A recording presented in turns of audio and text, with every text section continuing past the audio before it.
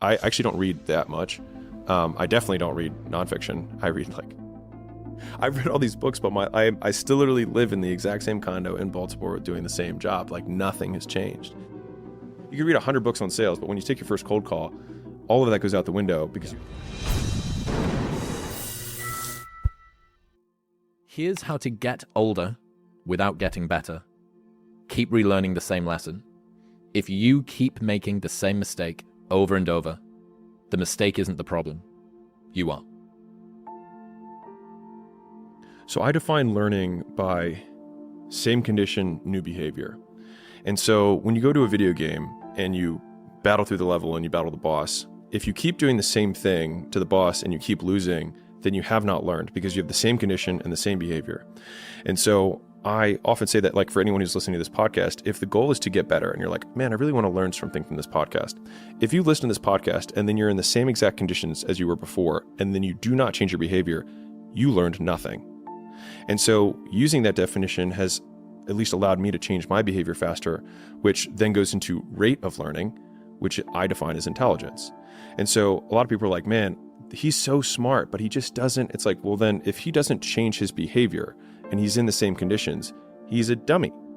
He's not that smart. And so if you are trying to battle the same boss over and over again, and you don't change what you're doing, and the boss keeps beating you, then it's not the game's problem. It's your problem. You are the problem. And I think that's like if you continue, I talked about, obviously I talk to a lot of entrepreneurs, but I usually do this when I have a crowd. It's like, hey, raise your hand if you work all the hours of the day. And a lot, most of the crowd raises their hand. I say, okay, who here has been stuck at the same revenue level for 6 months or more? And then I say, keep the hands up. And like, honestly, most of the time the same hands are raised. I say, you're doing the wrong. Like if you put all your inputs and the outputs haven't changed, then you have the same condition and the same behavior. And so you have learned nothing. And so that has always just been my reframe. And so over time, if you're moving up in entrepreneurship, you're moving up in career, your behavior should change because it means you've learned. Exposure to information isn't learning. Great TLDR.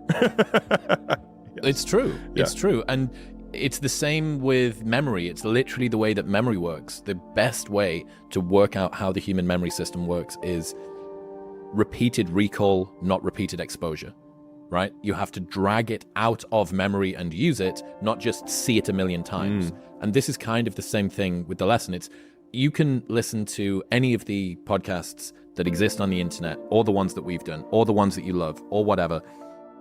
And if you don't apply anything, it's a waste of time. And this is the best solution for this is Tim Ferriss's The Good Sticks.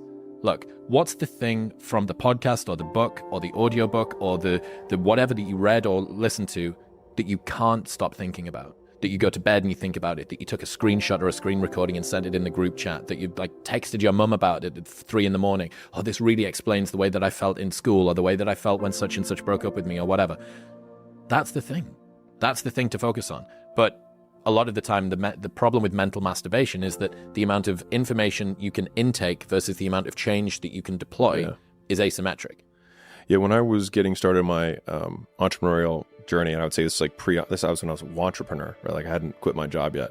I started reading all these self-help books. And I remember reading, like, it was probably like my 10th book in a row. And I realized that the words in that book contradicted like the second self-help book that one was like, it's all about goals. The other one's like, it's all about taking, steps or whatever it was. Right. And I all of a sudden I was like, my life is the same. I've read all these books, but I still literally live in the exact same condo in Baltimore doing the same job. Like nothing has changed.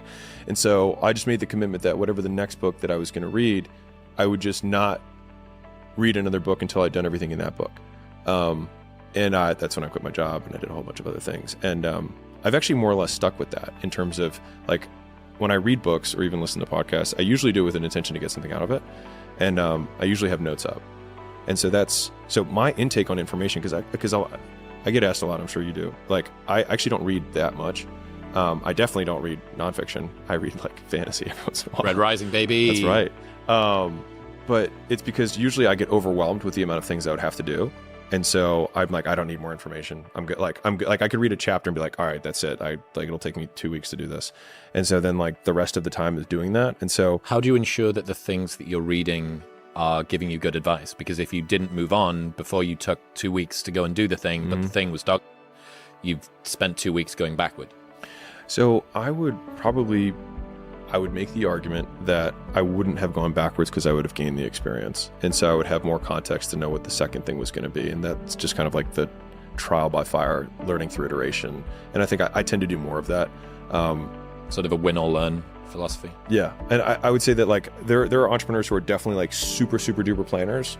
And there are entrepreneurs who are more like, let's just move and break it and we'll figure it out. I tend to be really this on the micro in terms of like move it and break, like we'll figure it out as we go. And I just tend to be a planner only in the big, like very grand, like what do I really want to do in 10 years? But the majority of the time it's like, let's see.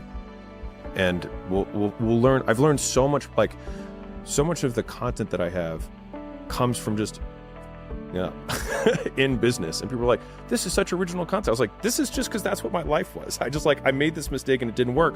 But I said this one thing one time and then all these people bought and I was like, ooh, how do I do that again?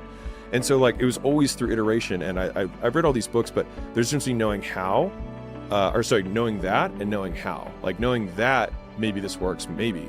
But once you do it, it's a different type of learning where, at least for me, it's been that way. You could read 100 books on sales, but when you take your first cold call, all of that goes out the window because you actually have to sell.